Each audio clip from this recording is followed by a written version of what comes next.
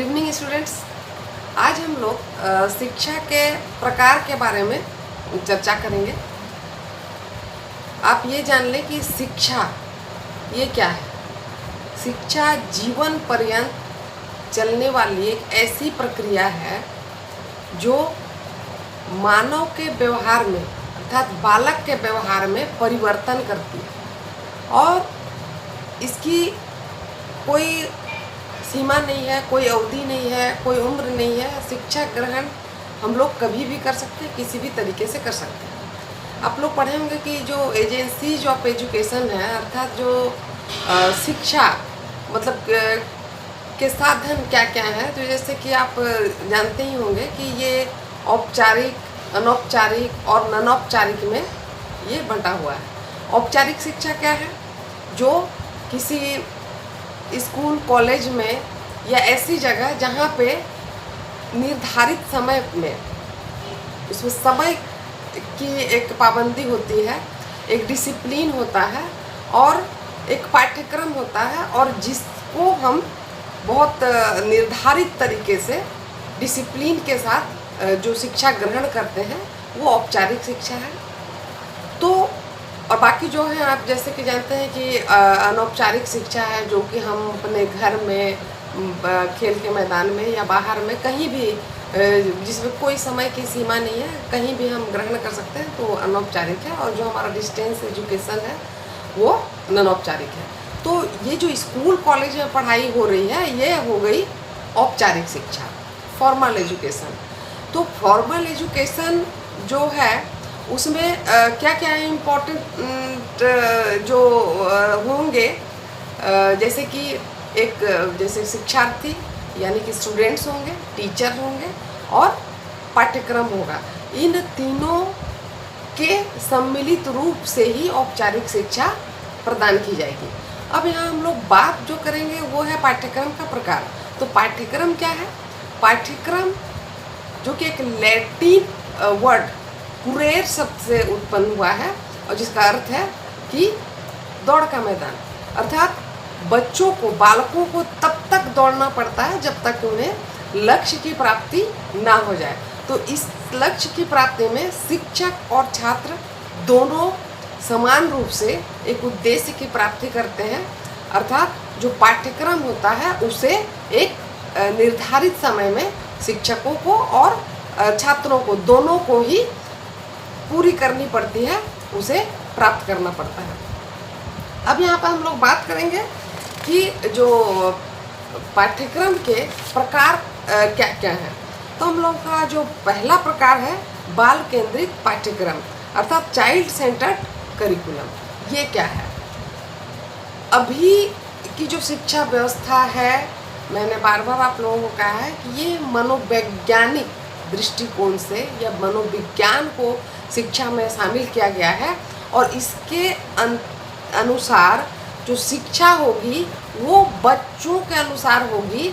यानी कि उसमें प्रमुखता, शिक्षा व्यवस्था में प्रमुखता जो दी जाएगी वो स्टूडेंट्स को दी जाएगी, ना कि शिक्षक को। यानी कि शिक्षक की रुचियों, उनकी आवश्यकताओं, उनकी क्षमताओं के आधार पर जो शिक्षा व्यवस्था की जाएगी वो चाइल्ड सेंटर्ड है। इसमें बच्चों को स्वयं करके लर्निंग बाय डूइंग जो एजुकेशन सिस्टम होगा उस पर ज़्यादा फोकस किया जाएगा। टीचर जो होंगे वो एक गाइड की तरह होंगे, तानाशाह की बात इसमें नहीं होगी। बच्चों को प्रमुखता दी जाएगी, उन्हें क्रिया करके उनकी रुचि के अनुसार पढ़ाया जाएगा और करिकुलम में उन बातों को शामिल किया जाएगा। दूसरी बात हम लोग करें विषय केंद्रित पाठ्यक्रम, सब्जेक्ट सेंटर्ड करिकुलम। इसमें बालक की अपेक्षा विषयों को ज़्यादा इम्पोर्टेंट दिया जाता है। यानी कि जो बहुत सारे सब्जेक्ट्स हैं, history, civics, geography, math, science, जो भी हर विषय के अनुसार उस विषय से संबंधित विषय वस्तु को करिकुलम में डाला जाता है और उसके अनुसार शिक्षा व्यवस्था दी जाती है। और ये ज़रूरी भी है क्योंकि सब्जेक्ट्स का विभाजन किया गया है ताकि एक जो हमारा टाइम टेबल होगा क्लास में, तो उस समय के अनुसार सभी सब्जेक्ट्स का अलग अलग निर्धारित समय होगा कि किस विषय को किस समय पढ़ाया जाए, और उसके अनुसार समय सारणी बनाई जाएगी। जैसे कि अगर गणित, जो कि सब बहुत हार्ड विषय माना गया है, और उसे अगर टाइम दिया जाए तो वो पहला पीरियड ना हो, उसे बाद में समय दिया जाए। जो प्रथम जो समय सारणी में जो पीरियड होता है, वो बच्चे चूँकि अभी घर से आए हुए होते हैं, असेंबली वगैरह करके आए होते हैं, उनका मन व्यवस्थित होने में थोड़ा समय लगता है, तो उस समय कुछ सरल विषय रखा जाए और उसके बाद गणित रखा जाए, फिर से एक कोई हिस्ट्री वगैरह रखा जाए, और फिर से साइंस वगैरह रखा जाए। इस तरह से विषय को अलग अलग भागों में बांटा जाए, और यही है आपकी विषय केंद्रित पाठ्यक्रम। अब हम लोग आगे जो बात करेंगे, कार्य क्रिया, यानी कि क्रिया केंद्रित पाठ्यक्रम। क्रिया केंद्रित पाठ्यक्रम अर्थात लर्निंग बाय डूइंग। जैसा कि अभी हम लोग चर्चा की कि जो हमारा अभी चाइल्ड साइकोलॉजी हमारे एजुकेशन में आ चुका है, और चाइल्ड से अगर चाइल्ड की हम बात करते हैं तो व्यक्तिगत विभिन्नताएं, इंडिविजुअल डिफरेंसेस पाई जाती हैं। हर बच्चे अपने अपने बुद्धि से, स्तर से, योग्यता से, आयु से अलग अलग होते हैं, उनकी रुचियां अलग अलग हो सकती हैं। तो उनको क्रिया करके, अलग अलग क्रियाएं करवा करके उनको शिक्षा दिया जाए, तो ये पाठ्यक्रम में उन क्रियाओं को शामिल किया जाए, ताकि बच्चे ज़्यादा से ज़्यादा स्वयं कार्य करके सीख सकें। तो ऐसी ऐसी बातों को पाठ्यक्रम में शामिल किया जाए। अब अगर अगली बात करते हैं तो शिल्प कला केंद्रित पाठ्यक्रम, यानी कि क्राफ्ट सेंटर्ड करिकुलम। ये इसके बारे में मैं बता दूं कि ये जो पाठ्यक्रम है, इसका श्रेय जाता है हमारे राष्ट्रपिता महात्मा गांधी को। उन्होंने 1937 में ये जो क्राफ्ट सेंटर्ड पाठ्यक्रम उनके द्वारा ही लाया गया बुनियादी शिक्षा के अंतर्गत, और उन्होंने प्राथमिक शिक्षा में ये व्यवस्था की कि बाकी विषयों के साथ साथ शिल्प कला को भी स्थान दिया जाए, ताकि बच्चे क्या हो, स्वावलंबी हों, अपने पैरों पे खड़े हो सकें, अब रोजगार कर सकें, और जब वो शिक्षा ग्रहण करके स्कूल से बाहर जाएं तो वो कुछ न कुछ कार्य करके अपना जीवन यापन कर सकें।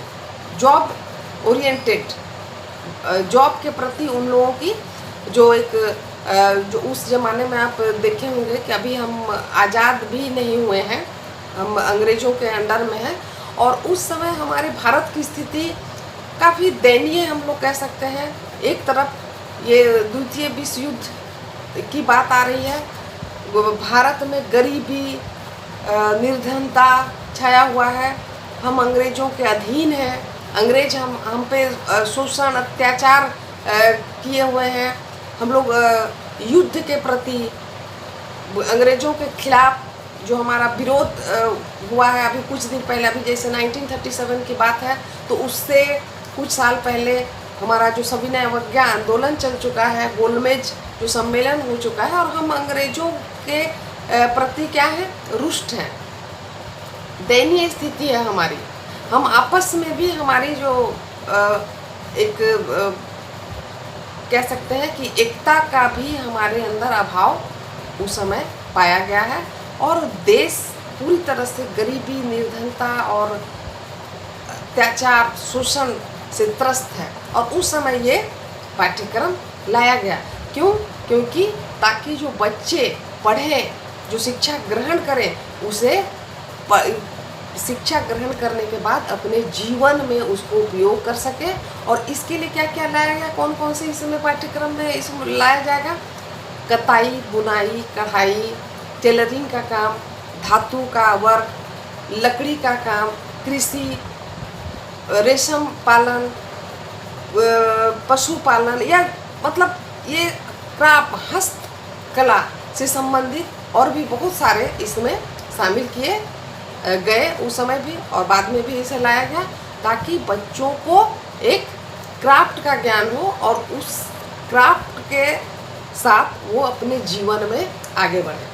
अब हम लोग आगे बात करेंगे कि अनुभव केंद्रित पाठ्यक्रम, एक्सपीरियंस सेंटर्ड करिकुलम। इस पाठ्यक्रम की अगर हम लोग बात करते हैं कि जिसमें मानव जाति के अनुभव सम्मिलित होते हैं। अनुभव का अर्थ हो गया जैसे कि एक्सपीरियंस, ऐसी शिक्षा जो किसी उद्योग में अगर बच्चों को उद्योग के बारे में उसको ज्ञान कराया जाए, उत्पादन से संबंधित ये ज्ञान हो कि किस प्रकार से उत्पादन बढ़े, और वो वर्क एक्सपीरियंस, वो एक्सपीरियंस उन लोगों को बाद में क्या हो, काम आए, और ताकि अपने जीवन को उपयोगी बना सके। तो ये जो वर्क आपका सेंटर्ड, एक्सपीरियंस सेंटर्ड जो करिकुलम है, ये भी पाठ्यक्रम का एक बहुत ही इम्पोर्टेंट हम लोग कह सकते हैं कि ये पार्ट है। और इसको भी बढ़ावा देने के लिए सभी जो शिक्षित हमारे शिक्षाविदों ने इसकी सिफारिश की है। और ये आज के डेट में भी ये जो एक्सपीरियंस, अगर इसकी बात करें तो हमारा जो कोठारी आयोग है उसमें भी कही गई है कि एक्सपीरियंस बच्चों को दिलाई जाए शिक्षा के दौरान। अब हम लोग जो नेक्स्ट बात करेंगे कि कोर पाठ्यक्रम, कोर करिकुलम, ये क्या है? ये एक ऐसा करिकुलम है जिसके अंदर कुछ जो पेपर होंगे वो तो सभी के लिए अनिवार्य होंगे, सभी बच्चों के लिए अनिवार्य होंगे, लेकिन कुछ पेपर ऐसे होंगे जो हर बच्चे के लिए अलग अलग, स्वयं अपनी इच्छिक, मतलब स्वयं की रुचि के अनुसार वो पेपर को सिलेक्ट कर पाएंगे। तो इसे ही कोर करिकुलम कहा गया है।